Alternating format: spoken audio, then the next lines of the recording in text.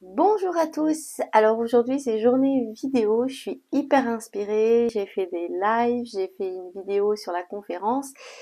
Là il est un peu tard, il est 20h30 mais je suis encore dans mon élan de partager les choses avec vous. Notamment parce que il y a plusieurs personnes qui m'ont posé cette même question qui est par rapport à mon métier de florithérapeute, comment je faisais pour quelque part me protéger des énergies des autres, puisque en général les personnes quand elles viennent me voir c'est qu'il y a un problème ou un mal-être ou quelque chose qui va pas, ou voilà, des personnes qui traversent des périodes difficiles ou douloureuses ou compliquées ou de transition, de reconversion, etc. Et donc comment je fais donc pour ne pas absorber ces énergies qui pourraient après entre guillemets me plomber. Alors, je vais vous livrer dans cette vidéo mes petits secrets et qui sont tout simples mais qui sont efficaces.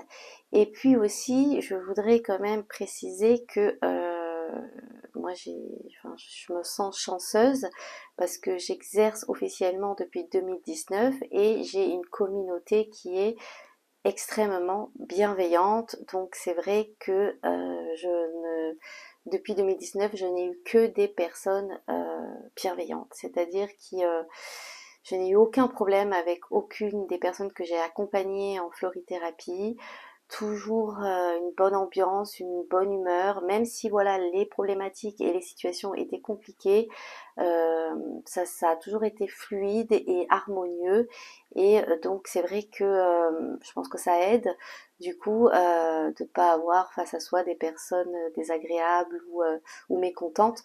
Moi je n'ai eu que de bons retours et pourvu que ça dure, et je pense que ça va continuer parce que je pense que voilà, on attire à soi l'énergie qu'on émane, ou enfin quelque chose de ce genre. Donc, mais voilà, du coup, ça peut faciliter les choses. Donc, au niveau de mes petites astuces, déjà, quand j'entre en séance, en consultation, donc c'est comme voilà, je mets ma casquette de florithérapeute et c'est comme si je mettais, complètement de côté ma vie perso, mon moi.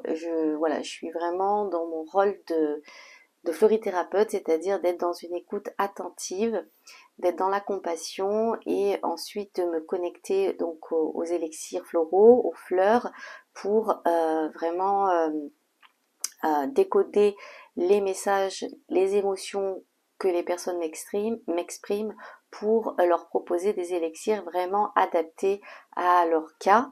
Donc c'est vraiment des séances individualisées. Donc voilà, je suis vraiment connectée dans ce rôle-là. Euh, je suis quelqu'un d'empathe et de clairsentience, c'est-à-dire que je capte les énergies qui m'environnent et donc les émotions des personnes donc, que j'ai en séance. Donc pas forcément en réel, puisque j'exerce surtout en téléconsultation, c'est-à-dire par téléphone et par visio. Mais voilà, l'énergie, je suis connectée donc en tout cas aux émotions des personnes qui sont en séance avec moi. Et ce que je fais donc dans mes petits secrets, c'est que toujours avant, j'allume une petite bougie parce que pour moi, les bougies, c'est les anges. Donc je suis entourée de mes anges gardiens. Ensuite, j'ai une pierre lithothérapie, c'est la labradorite qui est ici. Je vous la montre et qui est merveilleuse. C'est la pierre que je conseille, recommande à tous les thérapeutes et que je recharge sur ce magnifique cercle en bois qui représente la fleur de vie, que j'ai acheté auprès de Linda de Mandala, donc une super merveilleuse femme qui fait de super belles créations et qui vend des pierres lithothérapies, euh, éthique, respectueuse de l'environnement, etc. Donc je vous recommande vraiment les produits de Linda. Je fais un petit peu de pub, mais elle le mérite. Ensuite, j'ai toujours un verre d'eau à portée de main. Et puis après, ah oui, et puis bien sûr, au niveau des élixirs floraux, moi, la fleur de protection qui me permet justement de ne pas absorber les énergies des autres, c'est l'Achillée rose. Vraiment, c'est la fleur pour les hypersensibles, les personnes sensibles ou les femmes enceintes, ou voilà, quand on est vraiment... Eh bien voilà, moi c'est la fleur qui me permet d'être en protection dans ma bulle protectrice. Et puis ensuite, après chaque séance, j'aère la pièce.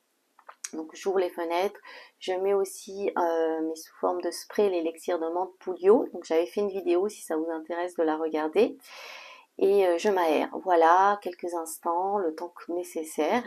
Et puis ensuite, ben, soit j'enchaîne avec une autre consultation, soit je me mets sur la fiche, donc pour préparer la fiche descriptive de la potion. Je prépare la potion, je prépare le colis.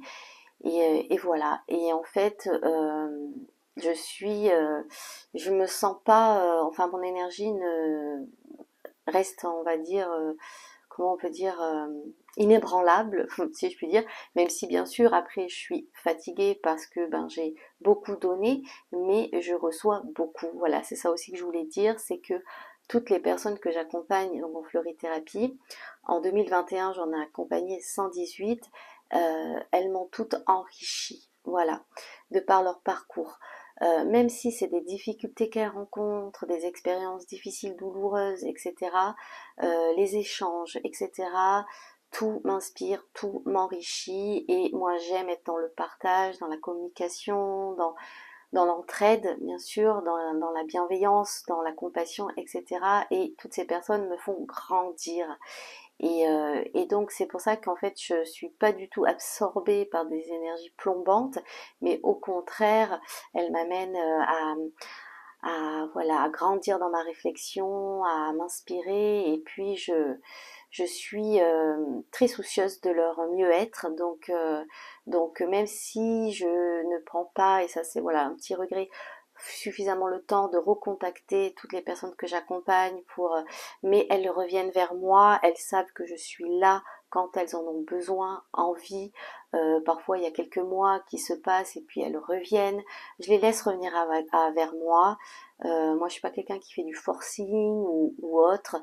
Voilà, on est dans une ambiance de confiance. Je suis disponible, elles le savent.